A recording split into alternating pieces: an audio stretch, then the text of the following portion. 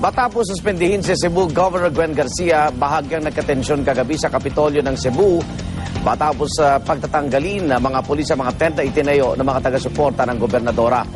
Naglabas naman ng executive order si Garcia na nag-uutos sa mga department head ng probinsya na siya pa rin ang kikilalaning gobernador.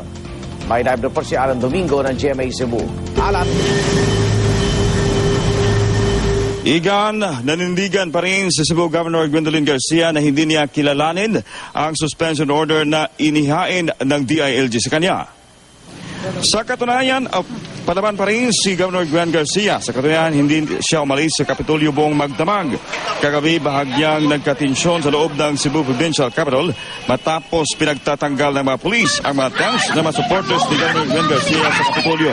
Kahit ang mga staff ng Sugbo TV, ang TV channel ng provincial government ay di pinapasok ng mga pulis, kaya nagkagiraan ang mga ito.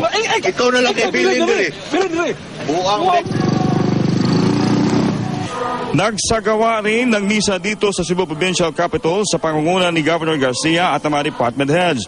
Nagpalabas Garcia ng executive order na nag-uutos sa mga department heads na tanging desisyon lamang niya ang susundin. Nagkakaisa naman daw ang lahat ng department heads ng Kapitolyo na siya pa rin ang kikilalaning gobernador. Hindi kinalala ni Garcia ang suspension order na inihain sa kanya dahil hindi naman daw niya natanggap ito ng personal. Kahapon wala siya sa opisina niya nang dumating alas 9 ng umaga si DILG Region 7 Director Ananias Villacorta, dala ang suspension order galing sa Maynila. Dahil dito, nag-iwan na lang ng kopya ng suspension order ang DILG sa Secretariat ng Governor's Office. Pagkatapos nito, dumiritso si Villacorta sa opisina ni Cebu Vice Governor Agnes Magpali at agad itong pinanumpa si Magpali bilang acting governor. Ipinaliwanag ni Villacorta na epektibo pa rin ang suspension kahit hindi ito personal na tinanggap ni Garcia. Mantay himo nga dautan unya gusto ta nga mag peacefully assemble. I think that's a constitutional right.